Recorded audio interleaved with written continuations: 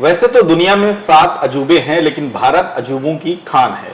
यहाँ गांव गली नुक्कड़ और शहर दर शहर एक से बढ़कर एक अजूबा मिल जाएगा, जिसके दावों पर इतिहास और विज्ञान के दिग्गज भी पल भर के लिए अपने इल्म पर शक करने लग जाएं। अब ताजमहल को लेकर जो बहस खड़ी की गई है, क्या वो किसी अजूबे से कम है? मुगल बादशाह शाहजहां ने ताजमहल की तामीर कराई। 1632 में इसका निर्माण शुरू हुआ और 1653 में ये बनकर तैयार हो गया। 1983 में यूनेस्को ने इसे विश्व धरोहर में शामिल किया।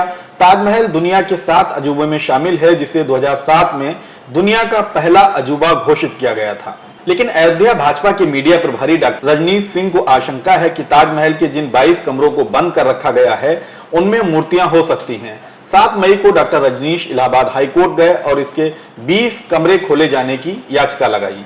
गुरुवार को हाईकोर्ट ने डॉक्टर रजनीश की याचिका पर सुनवाई करते हुए जमकर फटकार लगाई है।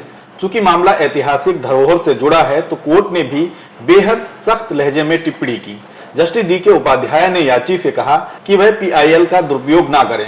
ताजमहल किसने बनवाया है, पहले जाकर पढ़ाई करें, यूनिवर्सिटी जाएं, PhD करें। अगर रिसर्च करने से उन्हें कोई रोकता है तो वे वापस कोर्ट आ सकते हैं।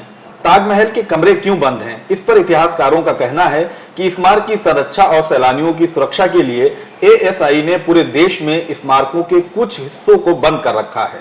ताजमहल के तहखाने खोलने में कोई हर्ज नहीं है, लेकिन ये कोर्ट की निगरानी में खोले जाने चाहिए और उसकी वीडियोग्राफी की जाए। तहखाने खोलने के बाद ये डर है कि कहीं कोई मूर्ति ना रख दे और ये विवाद स्थायी बन जाए।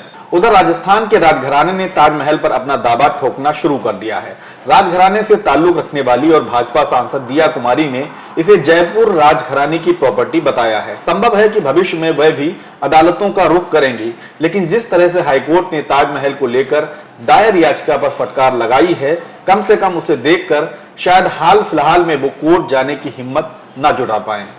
जी बिल्कुल, वो जो जमीन थी वो उसकी जो वहाँ पर हमारे पास भी जो दस्तावेज है उसमें ये जो प्रॉपर्टी है ये पैलेस था और शाहजहां ने इस पे कब्जा किया। और उस समय तो क्या है कि सरकार उन्हीं की थी। आज भी अगर कोई गवर्नमेंट एक्वायर करती है आपसे लैंड तो उसके बदले में मुआवजा लेती है, तो मैंने सुना कि उसके बदले में मुआवजा दिया।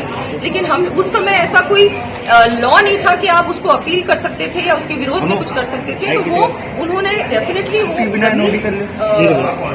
जयपुर पूर्व राज परिवार की जमीन थी और आज भी ये जो स्थिति है बहुत अच्छा है कि इन्होंने किसी ने आवाज उठाई और पिटीशन फाइल की है।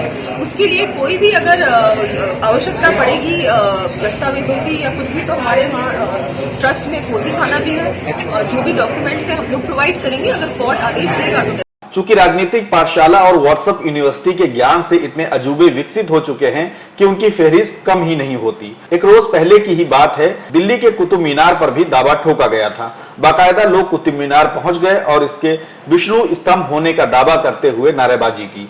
यह सिलसिला केवल ताजमहल कुतुब मीनार तक ही सीमित नहीं है, बल्कि देश के अलग अलग हिस्सों से आए दिन इस तरह की खबरें आती रहती हैं। बहरहाल अजूबों की ये भरमार कम होने वाली नहीं है। अलग अलग रूपों में इसके दर्शन होते रहते हैं। अब आम आदमी पार्टी के नेता आसिफ रजा को ही देख लीजिए। बरेली के महात्मा ज्योतिबा फुले रोहिलखंड विश्वविद्यालय की LLB 5वें सेमेस्टर की परीक्षा में नकल करते हुए पकड़े गए हैं। कल की ही बात है, विधानसभा चुनाव में बहेड़ी सीट से खम ठोक रहे थे और यूपी में झाड़ू की सफाई का प्रचार प्रसार कर रहे थे। लेकिन गुरुवार को बरेली कॉलेज में LLB की परीक्षा के दौरान खुद ही नकल करते पकड़े गए हैं।